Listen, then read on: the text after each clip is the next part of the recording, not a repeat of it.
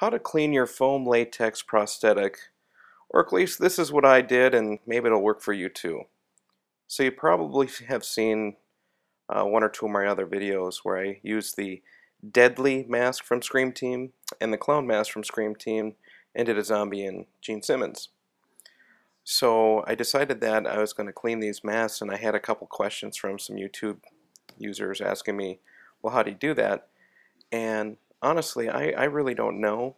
I did very little research on this, but I decided to try to use alcohol to remove the makeup because that's what worked really well for removing the makeup from my face and also removing the Prozac and spirit gum from my face as well. So when you use alcohol with the makeup, you use 99% alcohol to wet the makeup down and apply that to the mask. You use the 70% alcohol to clean your face and to take the mask off. So it's you know, the two different grades alcohol there. This is what I found at Walmart for $1. It was 91% alcohol, so not quite 99, but I figured, you know, it's only $1. Hopefully it'll work. So what I did is I grabbed a Tupperware bowl, my latex mask, and put it in the bowl and just put the alcohol right over it and started to switch it around a whole bunch. And you can see that the alcohol starts to gray up from your base color right away. So you know, that's making me think this has got to be working. So I switched it around a bunch more and see if this will take some of the makeup off. It's not going quite as fast as I might have hoped, but what I ended up doing was I took the lid, threw that on there, and decided I was just going to let it marinate in that alcohol. Switched it around every, I don't know, 15-20 minutes, something like that, just to get the alcohol moving around over the face of the mask. I ended up letting the deadly mask here sit inside the Tupperware bowl for about maybe 2 hours, just swishing it every once in a while. And last time I took the lid off, it looked pretty clean to me, so I decided to take it out, and you can see how gray the alcohol's got at this point. You can see a lot of that color has left the mask. I'll put a side-by-side picture up a little later, but all the purples and blues and reds and stuff like that are gone from the mask. So when I'm cleaning it, it's I'm still getting some makeup off the front of the mask on my hands, so I'm thinking if you had gone in with a brush and really got into all the little crevices and cracks and used maybe 99% alcohol in a brush, you could get it even cleaner. I also didn't use soap at this point. I was just using water. And after I cleaned it all off, this foam latex just kind of soaks it up like a sponge. So I pressed it between some paper towels to try to get all the alcohol or water out of it. And the back of the foam latex mask still has a lot of Prozac on it, so it was still sticky to my fingers.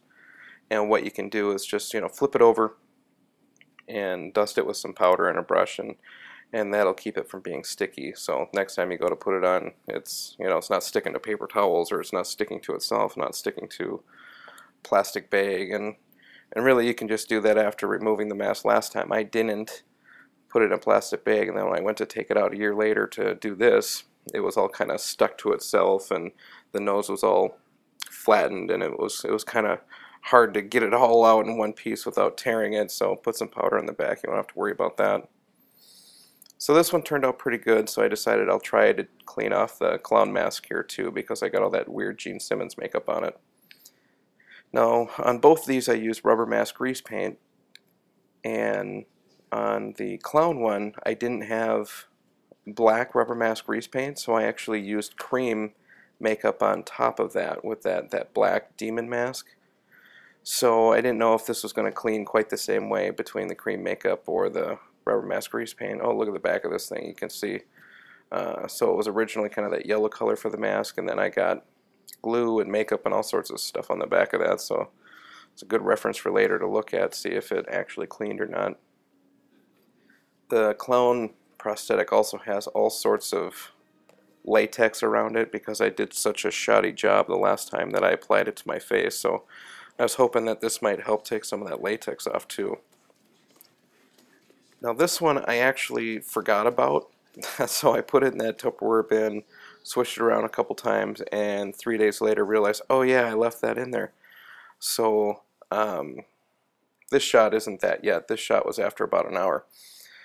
So I take it out and I notice some of that black is fading, and it's see that big yellow spot at the bottom of the mask there? That's where a bunch of latex was. But so the black is fading, it's turning kind of a smoky color, but where the latex is, it's staying that dark black color. So it's not getting the makeup off at all, because that makeup is just stuck to that latex. But I noticed that that latex was starting to peel up a little bit easier after sitting in the alcohol. So I threw it back in, and then that's when I forgot about it and left it for 3 days. But essentially, so that black makeup is really caked onto that liquid latex there, and at this point, if I just went slow, I could have peeled that all off, and I'm sure it would have looked just great. But I decided to throw it back in and then forgot about it and left it for the 3 days. When I opened it back up, a lot of that latex, I mean, it kind of fell off. Very little work to peel it off the mask at that point. But after leaving it in there for 3 days, some of the edges of the latex got a little fragile. So when I started to work with it, I got little tiny tears all over the place. I mean, you'll see it a little later. It wasn't that bad, but obviously sitting it in there for 3 days probably did a little more harm than good. I'm thinking maybe a couple hours really all I needed to do with this. So I carefully removed all the latex from around the edges and then washed it out under water and powdered the back of it so it wouldn't be so sticky. So you can see most of that black rubber mask, or most of that black cream makeup, has left the mask, but it was still kind of smoky. But I'm thinking the next time I go to paint this, if I do just a coat or two of white over that, it's probably going to be just fine. On the zombie mask here, if you get down deep into the crevices of the mask, you'll still see some color that I applied to it, and you can see a little bit of that stippling too from when I colored it last, which again, I've taken off the main face of makeup off it, so I pretty much have a fresh palette at this point. I can do whatever I want on top of it now. So if I want to do green instead of gray, or whatever, it's really easy to paint over. So this is all the stuff that came off the mask. You can see some latex there, and all sorts of makeup kind of drooping off the side. But so again, I'm no expert. This is just something I thought I'd try, as opposed to using the brush and being real detailed. Just throwing it in there for a few hours, switching it around, and then washing it out seemed to do the trick. And I got most of the latex and the glue off too. So here's the zombie mask after and before. So colors definitely dulled out, and all the darker colors are gone. Gene Simmons one is a bit more extreme. You can see how the black has really faded, and it didn't fade where the latex was. But once I peeled it off, it seemed to work good. But again, go do a little bit of research. I'm sure there's a better way to do it than this, but that's how I did it, and I hope that answers your questions. Thanks, guys. Have a good one.